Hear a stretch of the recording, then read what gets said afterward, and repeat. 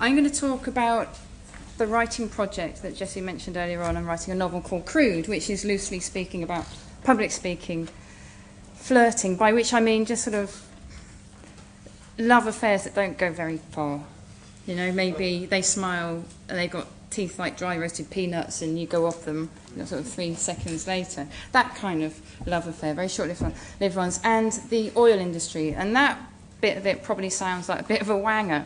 But essentially what I wanted to write was an epistemological thriller, by which I mean I wanted to write about my own journey. Sorry, this sounds a bit sort of, blurb on the back of the book. My own journey through a lack of knowledge towards knowledge. And I thought, what is the biggest, most difficult thing that I could probably never, ever get to really understand? And this I'm using as a metaphor for life.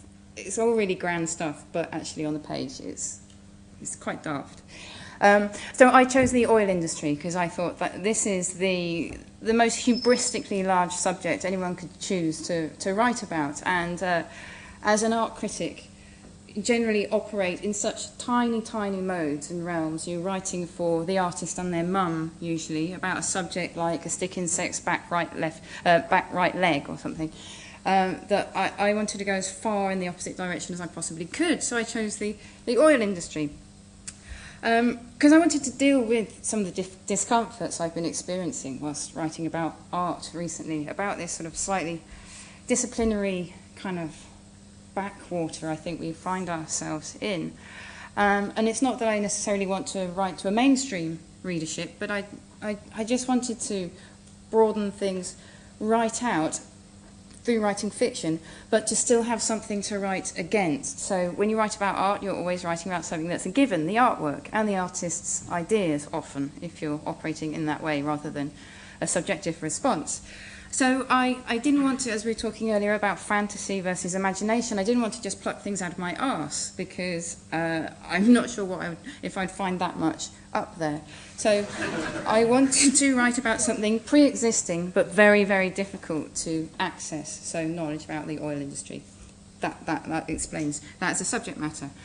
And I also wanted to find, through the methodologies I'm going to talk to you about, just take a note of the time, the methodologies I've employed is to find a route between kind of inventive authorship and something called uncreative writing, which Kenneth Goldsmith talked about at the Whitechapel last year, if any of you were at that. It was a launch of his book about this genre that he's noted, and he invited people to contribute, where people suffer a situation, or they find a situation in the world which is fixed, and they write from it. So it's not, again, making things up from scratch, but writing from a situation. Whenever I try and talk about this, the only example that I can remember from this day, when there were maybe 10 readings or so, is a really filthy one, where this guy wrote a short story about all the things that he could and could not pick up in the room using his cock. And he goes, I could not, he's American, I could not pick up the CD player, I could pick up the CD. And he goes on and on and on. And then, oh, he says, no, you don't think I could, he says, my cock could. So he disembodies himself from his own member. And then the last line, I'm going to spoil it, sorry. He says, I could pick up the sofa cushion. My cock could pick up the sofa cushion. My cock could not pick up the girlfriend on the sofa. So I wanted to find a middle route between making everything up and working from fixed frameworks, because those writings in uncreative writing are incredibly rigid. The I suppose the creative moment, if we want to give it that old-fashioned term, happens when the person identifies the structure that they're going to write through, and then the writing can only come out the way that it does because the structure is so rigid. So I wanted to find somewhere in between that. I wanted to set up situations that I could not control through writing, I can't control in the world. They have their own laws around and through them. And I was thinking at this point about B.S. Johnson, which I know that Beatrice has worked in relationship with one of his texts before as well. And B.S. Johnson believed that literature should be exactly like life. It shouldn't be tied up into stories with happy endings, and that life is chaotic and messy. And film as well. Fat Man on the Beach is a film in which he deals with this. And the lights go and things fall over, and he keeps it in because that's like life. So I wanted to write something really expansive that could deal with this chaos without having to write to a mainstream readership with a story, a trajectory in mind. So I started off not knowing how the hell I was going to go about this. I just set up situations that would then feed me content, and then I would deal with that in a writerly way. And in this way I was hoping to find out how the world joins up. I also wanted to deal with, I'm giving you all the reasons for writing here. I don't know why I'm justifying myself, but because I'm used to being in the pay of artists and having to perform a function for their good and for the viewers' good, that suddenly just doing something for my own reasons, I feel I have to enumerate them all to you. So I also, here I am again, standing in a room with a whole load of people I don't know looking at me while I talk. We all do it, I think, don't we, in this sort of context, and we all find it very vulnerable making, and actually it's quite an anxious situation and very, very surreal. I find this incredibly weird that you're sitting and listening. So I wanted to deal with that. I wanted to deal with my anxieties about precisely this situation, not realising that it would lead to more of it. So the opening scene of the novel is a female art critic called Ida, who accidentally denounces art as a force for evil. And it comes about because she fancies some bloke in the second row and she has inverted nipples and they suddenly come out, and it's really stupid, okay? Just so that you know, there are very serious subjects that I'm dealing with, but I'm writing it in a parodic way. And I think this is something to do with the fact that I'm also possibly going through a kind of midlife crisis as well. The book is a way of dealing with the ennui of the sort of life one settles into, where you find yourself in the same institutions, perhaps performing similar roles over and over again, cycling along that bloody Clerkenwell Road daily, back and forth. I just wanted new things to have to go and do, and the book justifies that. Also, being single without children, I wanted something to think about for a long time. A novel, couple of years, toddler, out the door, great. I think that just about covers all my reasoning behind doing it. So how I've gone about it, I think, is possibly of more interest to you today. So I've undertaken a kind of modular approach. So rather than, I don't know if you've seen Dylan's most recent book, which is about writers' sheds, where a writer who's one with a revolving shed that takes in the sunlight, poet, I can't remember. Rather than that sort of isolating, I must be alone with my own language, my mind, I set up external situations to which I travel. Tend not to do so much writing there, then it's more of a research process. And then, come back home, go to the library, and enfold it. But nothing happens in chronological order. It's all dependent upon what the new information, what light that throws upon the plot, as it happens to be at the moment. If there is indeed a plot at the moment, it's just a series of things that happen, which feels a bit more real, actually. Some things interleave. There are coincidences, but I don't know about you, but I'm quite sensitive to coincidences in life. We encounter them constantly. So rather than turning them into a great dramatic hinge in the plot, they're just sort of scattered about, because I'm not sure they actually have too much consequence in real life other than making you go, oh, that's a coincidence. So I'm letting them occupy that role. So the first situation, so it's about creating opportunities, and sometimes they're created for me. So Kent County Council invited me to participate in an artist project. The artist is called Nicole Mollett, and she designed and built this beautiful Airstream caravan thing, and offered it to artists, musicians, performers, writers to take it out around Kent and just do something research-based that they would then make something from. And so I borrowed it and I parked it outside pubs, and I asked people research questions each time. there was one, it was outside one of those sort of flat roof pubs, you know, opposite a caravan park. And I asked people if they'd ever been chased. And a number of people had, and then there was also someone who had chased people as a bouncer. So the point of that was to get, because I knew I wanted a chase scene in this epistemological thriller. So I wanted real details. And the trouble is that they were actually really corny, the way these people recounted their tales of chase scenes. They go, oh, my heart was beating, I thought I was going to wake up the whole neighbourhood. And basically came out with material that I felt I couldn't use because it was just so corny. It was too literary already. I was looking for voice. And that's another reason why I don't want to sit in a shed, is that I want to incorporate other voices, and I can't make up that many voices. I only have a few myself. So the second research question I asked was great. It really elicited some brilliant responses, and I handed out this leaflet. And I drew from memory a car engine, which sort of looks like a typewriter. And I asked people to correct me, to tell me how they thought a car engine worked. And I had an incredible range of responses. So this was outside a pub in Margate, over one day. And the range was from like this teenage guy going, well, you get these two wires, right? To this amazing chap in his 40s who was a jet pilot, and he spoke for 40 minutes on how a jet engine works in minute detail. So this brilliant range, I recorded them, and then I transcribed it as a text, and I've used that as this fabulous, I think, it's like comedy gold, this fabulous seminar chapter in the book where Ida, the protagonist, discovers this underground movement called, this is a really bad name, I'm going to change it, but just stick with me on this, the terrorists, right, T-E-R-R-A, terrorists, because they're all embodied and they're all down to earth, whereas she's an intellectual. Oh, by the way, we're in a society where art and philosophy, critical theory, etc., occupies the same cultural role as football and pop music in the real world.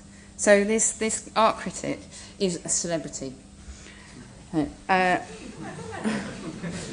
And she discovers this underground phenomenon of engines and materiality. I'm going to play you this one voice. This is just a couple of minutes. I recorded those people in Margate. And this was a guy who just stumbled out of the pub with his mum. He was in his 50s and his mum older, obviously. And he was absolutely pissed. He was really drunk, but kind of sweetly so. And it was a really sunny afternoon. And he came up with a voice I could never have invented myself. He was responding to somebody else's drawing of a car engine, and I'll play it.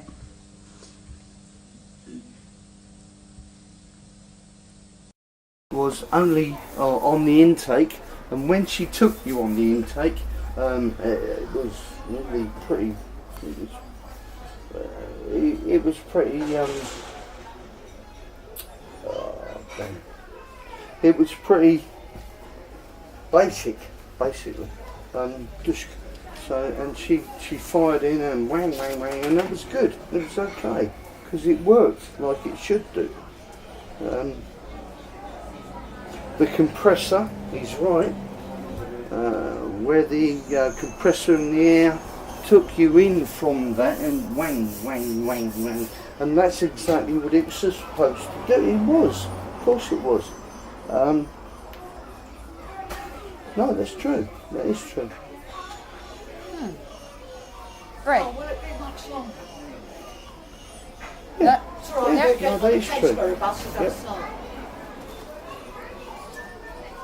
Okay. I've got to go home and get my bus Thank- pass. When the valve kicked in, and they did, when they took you down from the air compressor, it was waff like this, and because you know, basically that's exactly what you was expecting it to do. Yes, waff, yes, exactly so, exactly so. Simple. It was a very, very simple induction unit. Yeah. No? Any ideas? it all sounds totally like physics. Well, yeah, of course it was, but yeah, basically that's exactly what she did. That because that's all it was designed to do, really. Yeah. Yeah. And now is everything much more complicated? Oh, absolutely, absolutely. Yeah. Oh well.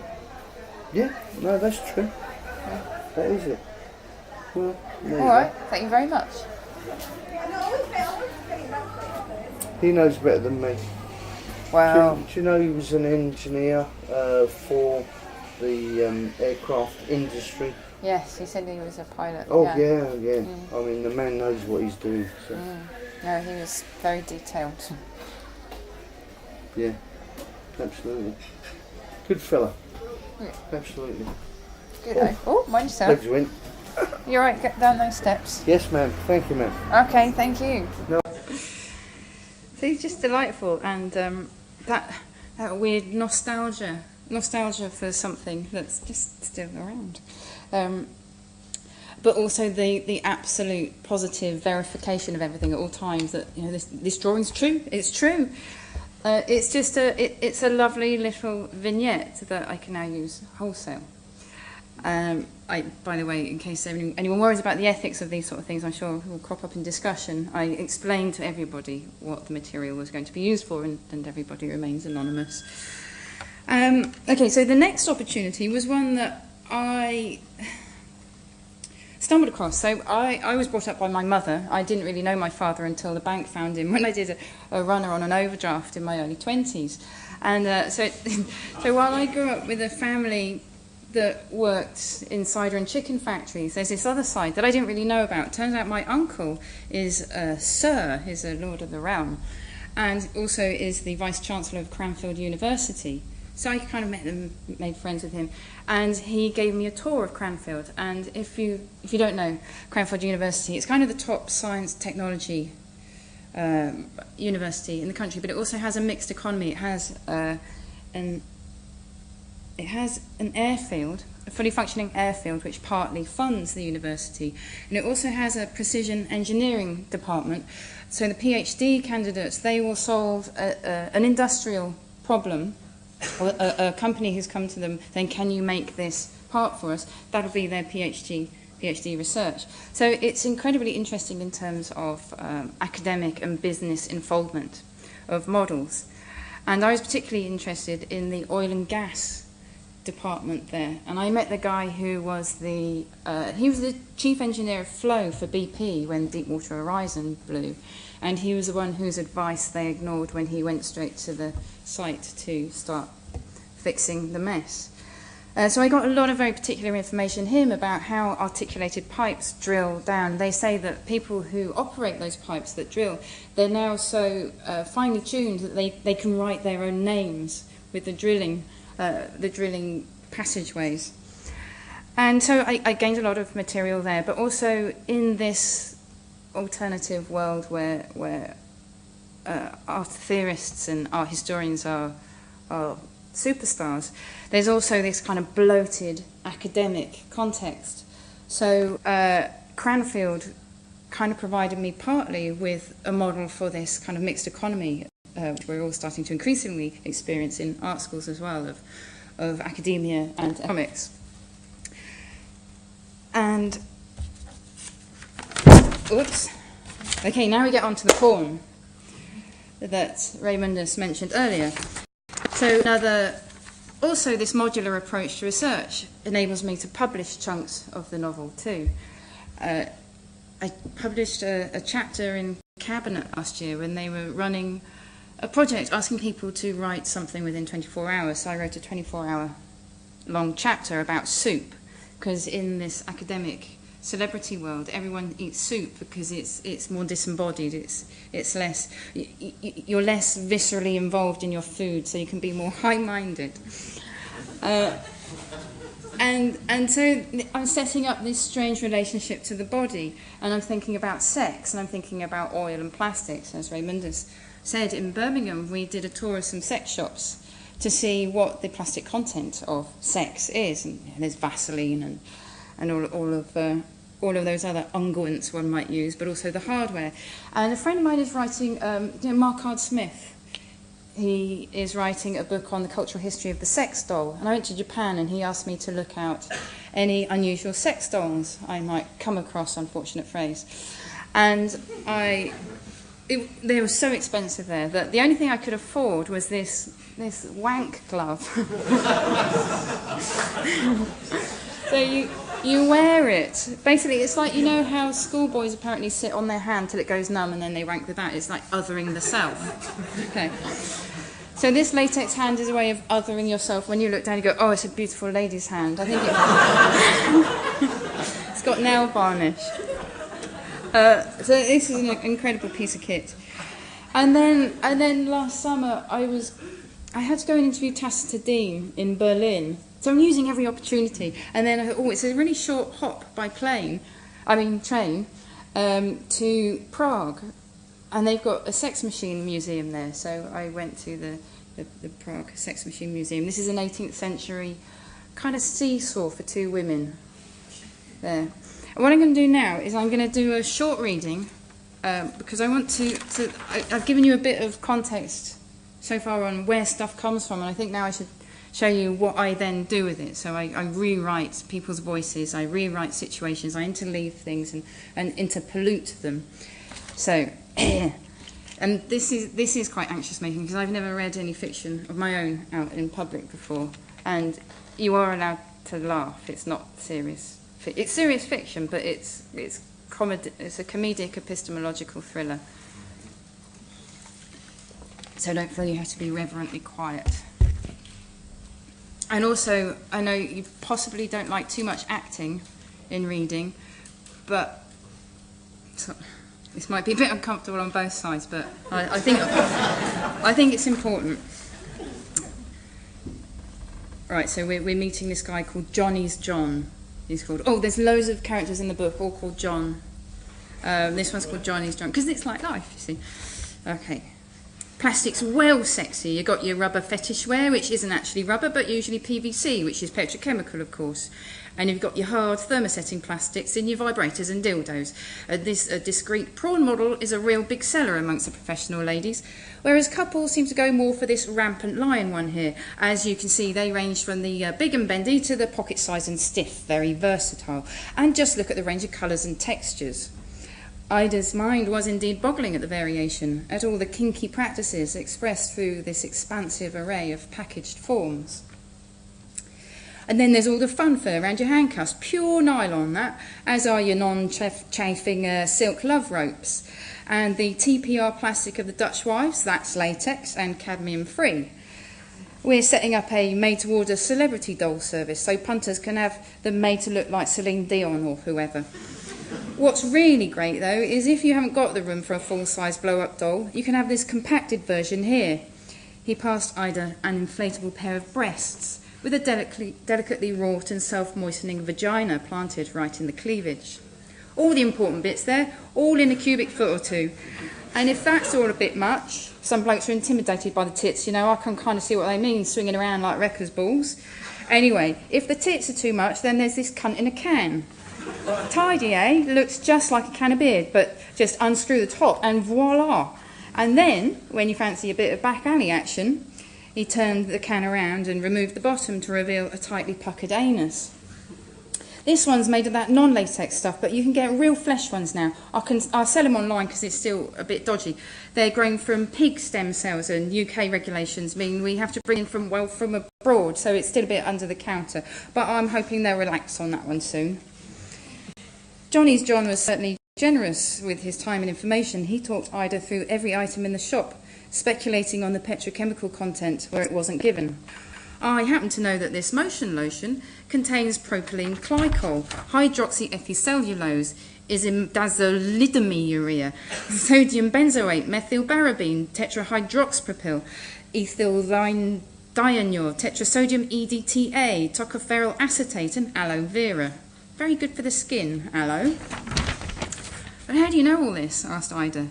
Because I care, Johnny's John replied. And it is generally the way that if you care, you know, but not necessarily that if you know, you care, in which case you generally forget. It would seem then that the way to tackle a failing memory or scant knowledge is to induce heightened caring. A couple browsing the vibrators picked up a Dick Rambone and put it back down again with boredom rather than disdain. Nothing's really jumping out at me, is it you? Nah. This seemed to be an entirely pragmatic situation, unembellished with symbolic portent or even lascivious potential. Ida wasn't sure that the sensualists couldn't do with a bit of cerebralism, so that they could project beyond their current state of unstimulated inertia to a future brimming with possibilities. My dad was big in porn. I learned everything from him. I mean, business-wise, you know, nothing funny like. He wasn't like that, just hetero adult porn. I always wanted to go into real estate. I like property. I like land. Owning land is the noblest thing. But I've got sex shops in my blood. I opened an estate agent, John's Urban and Residential. It was called Classy. But it was in a slum area, and after a year I was really struggling, so I opened up a room in the back where I'd shift some units for my dad. You know, swings, mats, novelty wear. It became a real hotspot for swingers. They'd come to let out their spare rooms to other swingers through my office and buy all the gear out the back. In the end, I just ended up bringing the porn gear out the front and installing a pin board for rooms to let. They could sort it out themselves. Well, business boomed, and then I sold that on and moved to a nicer area. Suburban, nice, you know. Probably full of swingers too, but they were discreet, kept it in the family. I'd done a conversion cookery course, specialising in baking, made lovely artisanal bread. It was well hard work, up at 4, delivering them myself at first, running the shop whilst the missus looked after the kids. Bloody knackering, but so satisfying. Seeing all those loaves steaming in the morning chill on their way to greet the family at the start of their day, from warm pillow to warm bread, gently does it. But of course then the supermarket started their home delivery and people just started getting their bread along with all their other stuff. Crippling that was, criminal, those supermarkets. Too convenient, too cheap. They thought I couldn't compete, but I could, you know. I thought John, I did, I thought I did, I thought John, I did, I thought, what do people want that they can't get delivered by Tesco? What do people not want in their shopping bags nestling next to the groceries?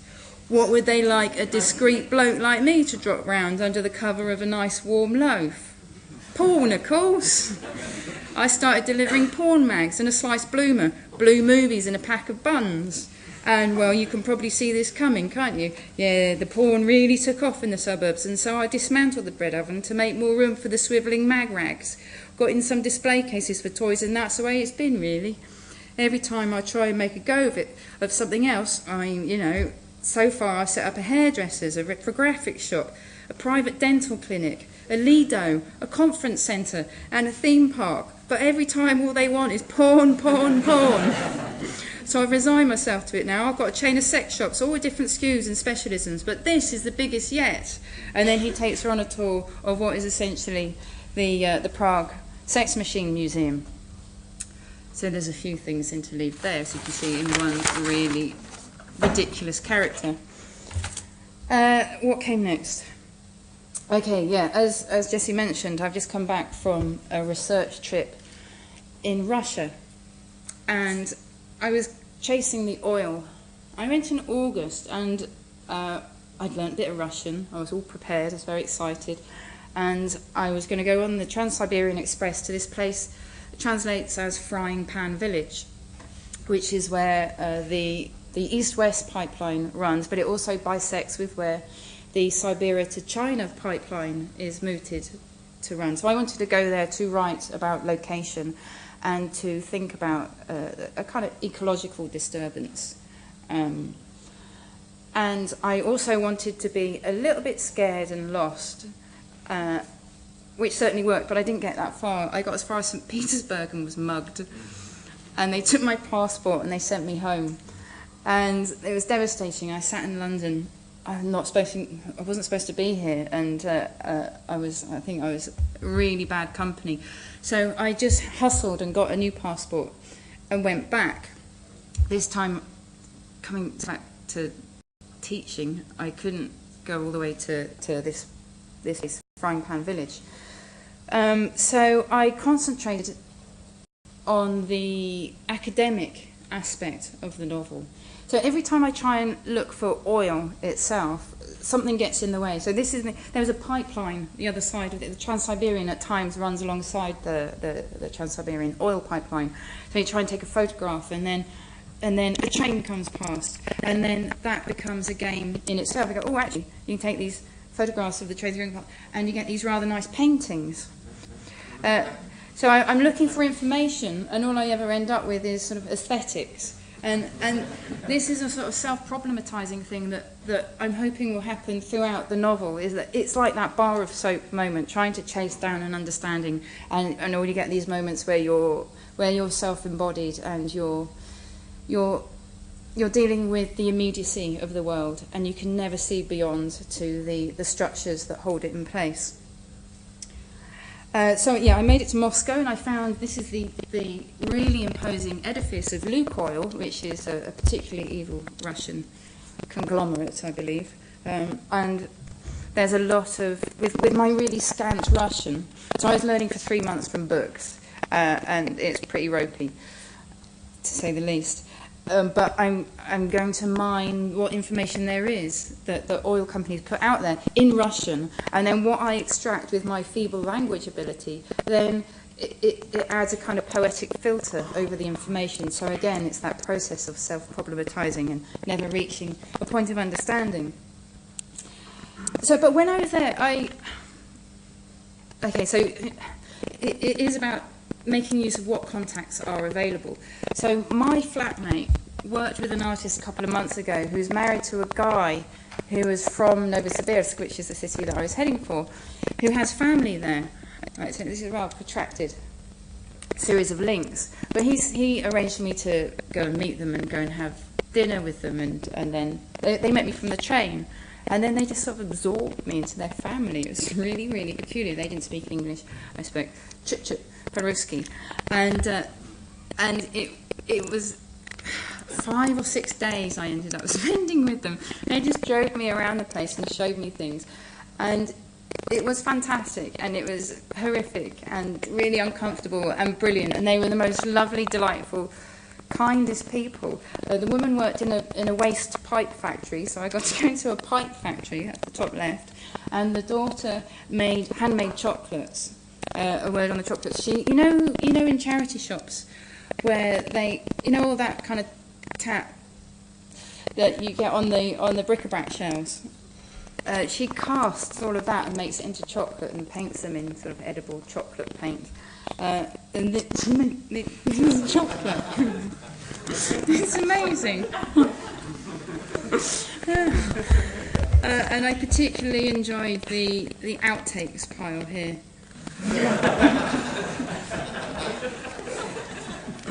Chocolate cars are really big in Siberia. So Siberia furnishes me with this total new materiality and an attitude to the car that you rarely see outside of LA, but then it's also got this sort of difficult Russian aspect to it. Are there any Russians in the house today?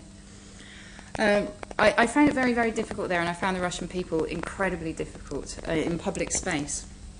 And there's a lot of making foreigners feel uncomfortable and one another feel uncomfortable. I couldn't help notice through this sort of absolute chilly facade, and then behind family closed doors of the family, there's this incredible inclusive warmth that I witnessed. So this great contrast between atmospheres, between the public and the private, is something that I will work with as well, I think.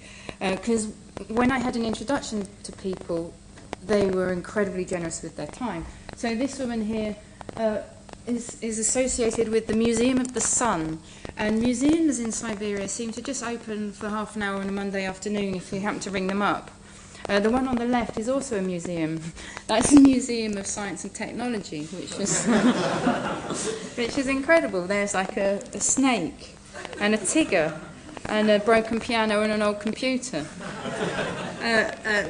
It's just this absolute ramshackled approach to categorization of knowledge, which is all feeding into the books. We used a very, very different approach to knowledge and its conveyance in this country.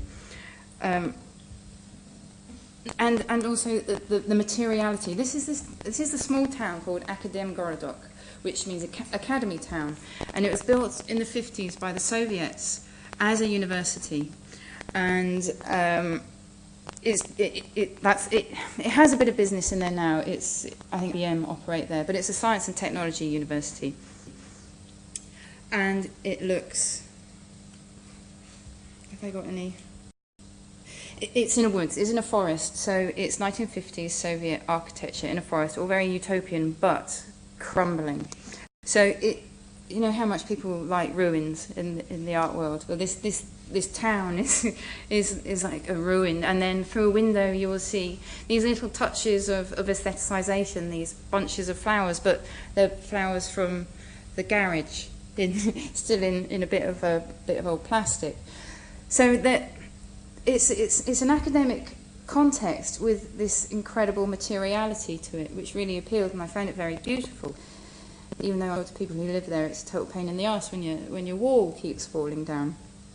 But also these weird moments of everything seems to be homemade, and I think that everyone there that I met who had a dacha had built it themselves. Their summer houses are built themselves, and so you see these great moments of, oh, I can do this, can't I? Look at the edge of this sort of brick thing. It's bonkers, but rather delightful. And this vinyl stuff is everywhere. There's a very contingent materiality to the place that I think we kind of enjoy. I do. And then this was the entrance to the pipe factory, and just it's a painting, isn't it? It's so painterly. So it furnishes me with a materiality that I will then describe in quite a literary way, I think.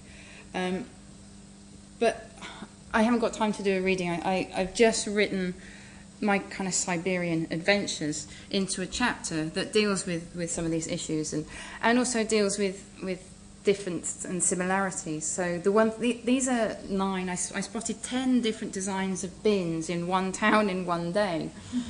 Which I think highlights a very different attitude to civic space, and we're very council-led, and there's a livery on our bins that cites them.